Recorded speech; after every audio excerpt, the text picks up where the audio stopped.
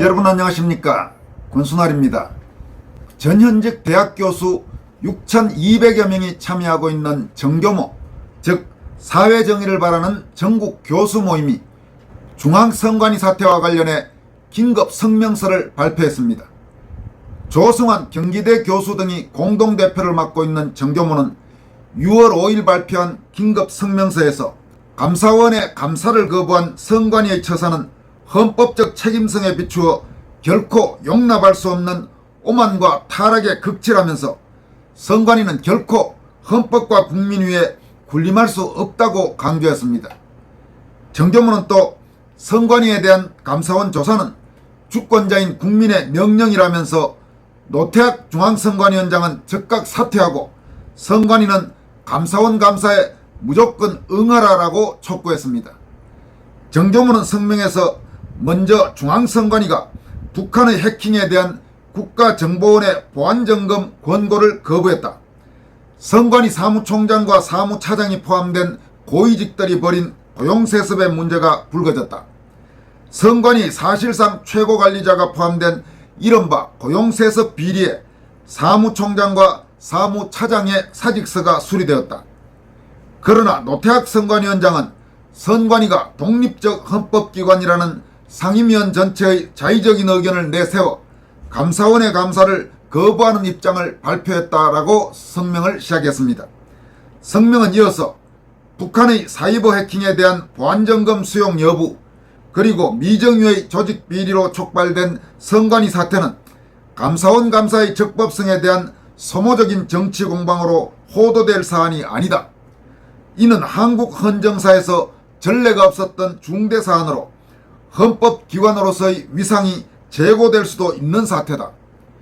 그러나 선관위는 헌법기관의 독립성을 이유로 들어 감사원 감사 등 적법하고 필요한 조치를 거부하고 있다.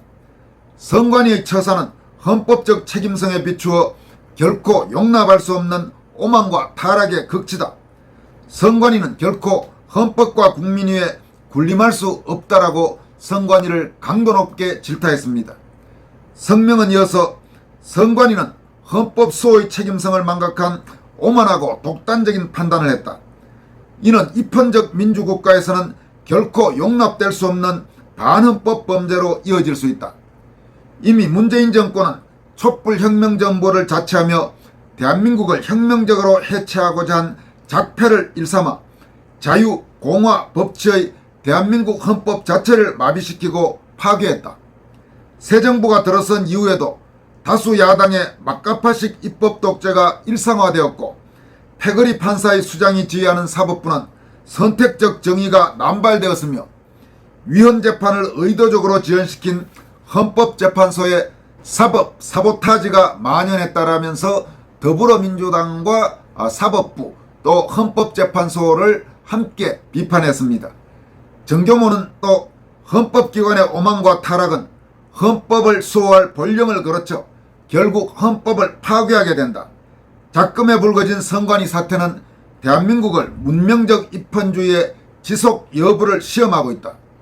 우리 헌법은 제66조 2항에서 대통령은 국가의 독립, 영토의 보존, 국가의 계속성과 헌법을 수호할 책무를 진다라고 규정하고 있다. 윤석열 대통령은 대한민국 헌법의 최고 수호자로서 선관위 사태로 인한 헌법 위기에 대한 법적, 정치적 수호 책무를 다하길 바란다라면서 윤석열 대통령의 행동을 촉구했습니다.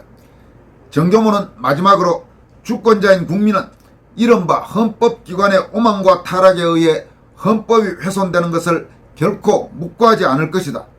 사회정의를 바라는 전국 교수 모임 정교모는 선관위에 대한 엄정한 조사와 개혁은 주권자인 국민의 준엄한 명령임을 확인한다. 사태의 엄중함에 비추어 노태학 선관위원장은 즉각 사퇴하고 선관위는 정보보안 점검과 감사원 감사에 무조건 응하라. 대한민국 국민은 헌법기관에 의한 헌법농단과 반헌법 범죄를 더 이상 방치할 수 없다라고 성명을 마무리했습니다. 지금까지 여러분들에게 소개해드린 내용은 전국 6,200여 명의 전현직 대학 교수가 회원으로 참여하고 있는 정교모 사회정의를 바라는 전국 교수 모임에서 발표한 선관위에 대한 감사원 조사는 주권자인 국민의 명령이다라는 제목의 긴급 성명서였습니다. 정교모는 지난 4.15 총선 이후 바로 4.15 총선의 통계적 문제점을 지적하는 성명을 발표하는 등 지금까지 4.15 총선 선거 관리 의혹, 또 선관위와 대법원의 여러가지 문제점을 지속적으로 꾸준히 지적해온 지식인들의 단체입니다. 이 같은 정교모에서 이번 선관위 사태와 관련해 발표한 긴급 성명은 선관위와 노태학 선관위원장을 좀 더 압박하는 효과를 거둘 수 있을 것으로 보입니다. 이어서 소개해드릴 내용은 오늘 조선일보에서 보도한 문재인 정부 선관위원장들 재판거래 소쿠리 투표 세습 채용 끝없는 논란이라는 제목의 기사입니다. 조선일보는 이 기사에서 문재인 정권의 김명수 대법원장이 지명한 최근 3명의 중앙선관위원장, 즉 권순일, 노정희, 노태학 중앙선관위원장의 문제점을 상세하게 지적했습니다. 특히 이 기사에서는 선관위가 국회 국정조사와 권익위조사, 선관위가 수사 의뢰한 경찰조사만 받겠다고 하면서 감사원의 감사를 거부한 것과 관련해 법조계 일각에서 나오는 의견이라는 단서를 달면서도 감사원의 전면적 감사를 받을 경우에 개표 등 다른 선거관리의 문제점이 드러날까봐 선관위가 감사 거부를 하는 것 아니냐는 말이 나온다, 이런 표현도 썼습니다. 그동안 조선일보를 비롯한 제도권 언론들이 4.15 총선 선거부정 의혹과 관련해서 완강하게 외면하거나 혹은 무시하거나 혹은 인정하지 않거나 그런 태도를 취해왔다는 점에 비추어 상당히 눈에 띄는 표현이라고 할 수 있겠습니다. 조선일보는 이 기사에서 먼저 문재인 정부 들어 현 노태학 위원장을 비롯한 3명의 중앙선거관리위원장은 김명수 대법원장이 지명한 대법관들로 채워졌다. 이들이 중앙선관위원장으로 있는 동안 선관위를 둘러싼 논란은 끊이지 않았다라고 기사를 시작하고 있습니다. 이어서 노정희 전 위원장 재임 때는 소쿠리 투표로 인해 부실한 대선 관리가 문제가 되었고, 현 노태학 위원장 체제에서는 자녀 세습 특혜 채용 의혹이 터졌다.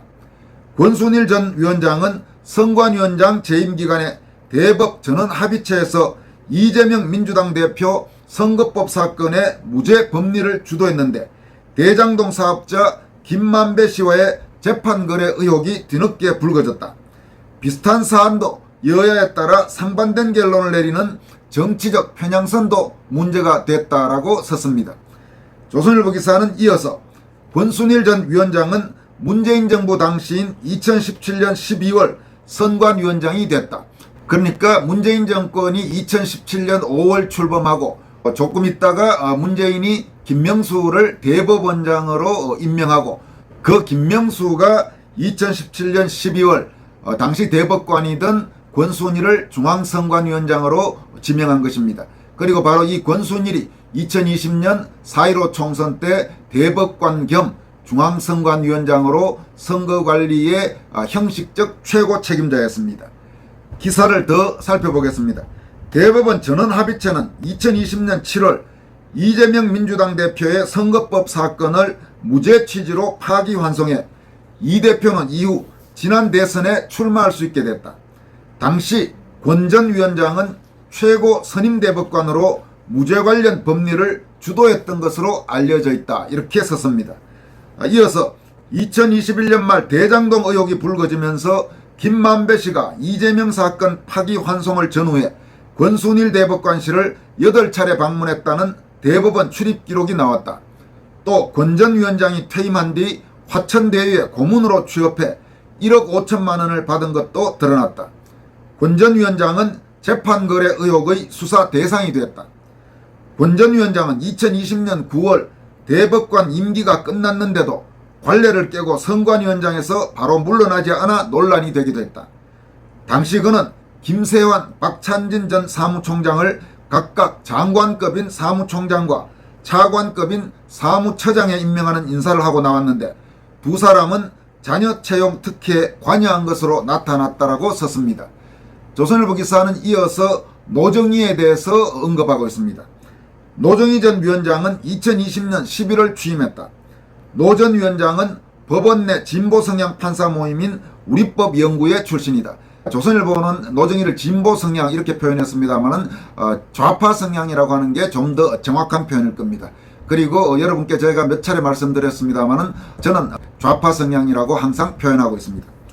노 전 위원장은 대법원이 파기환송했던 이재명 선거법 사건의 주심을 맡았었고 이는 취임 전부터 논란이 됐다. 작년 3월 5일 대선에서는 선관위가 코로나 확진 격리 유권자들이 기표한 투표용지를 소쿠리 라면 박스, 비닐 쇼핑백 등에 모아 옮기는 소쿠리 투표 사태가 벌어졌다. 민주주의 선거의 기본인 직접 비밀투표 원칙을 깨뜨리는 초유의 사태가 터졌는데도 비상근이라며 출근하지 않아 논란을 키웠다. 노 전 위원장은 선거정책실장, 선거국장 등 실무 책임자들만 교체했다가 44일 만에 사퇴했다라고 썼습니다. 기사는 이어서 노태학 현 중앙선관위원장에 대해서 쓰고 있습니다. 노태학 현 위원장은 작년 5월 선관위원장에 취임했다. 그는 김명수 대법원장과 친분이 두터운 것으로 알려졌다. 전현직 선관위 간부 11명이 채용비리 의혹에 휘말린 상황이지만 선관위는 선관위원 만장일치로 감사원 감사를 거부하는 결정을 내렸다. 특혜 채용은 문재인 정부 시절인 2018년에서 2021년 집중적으로 이루어졌다고 한다. 조국 사태로 아빠 찬스에 대한 사회적 공분이 극심한 시기에도 그런 일이 벌어졌다는 얘기다. 선관위는 국회 국정조사, 권익위조사, 선관위가 수사 의뢰한 경찰조사만 받겠다는 입장이다. 법조계 일각에서는 감사원의 전면적 감사를 받을 경우에 개표 등 다른 선거관리의 문제점이 드러날까봐 선관위가 감사 거부를 한 것 아니냐는 말이 나온다라고 썼습니다. 지금 바로 이 후반부 선관위가 감사원의 감사를 거부하는 진짜 이유가 과연 무엇인가를 두고 여러 가지 지금 의혹들이 제기되고 있습니다. 그리고 그 의혹의 핵심에 뭐가 있는지는 시청자 여러분들도 아마 짐작하고 계시리라고 생각합니다. 조선일보 기사는 마지막으로 현 선관위의 좌편향성을 지적하고 있습니다. 선관위의 편향성은 문재인 정부 시절에 잇따라 문제가 됐다. 2021년 4월 보궐선거 당시 선관위는 보궐선거 외화조라는 시민단체 캠페인을 제기했다. 이미 유권자가 선거 실시 사유를 잘 알고 있다는 이유에서다. 박원순, 오거돈 전 시장의 성비위를 연상시키면 안 된다는 뜻으로 받아들여졌다.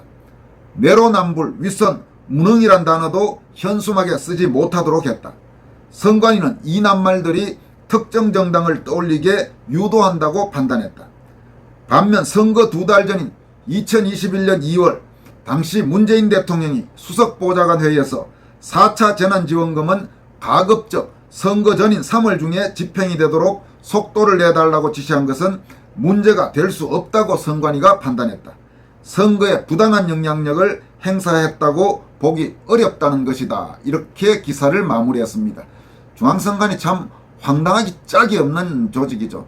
저따위 인간들이 국민 혈세인 예산에서 봉급을 꼬박꼬박 받아가고 이 또 자기 자식들 특혜 채용시키고 온갖 짓을 해오고 있다는 사실을 생각하면 정말 분통이 터질 노릇입니다. 여기까지 하겠습니다. 여러분 고맙습니다.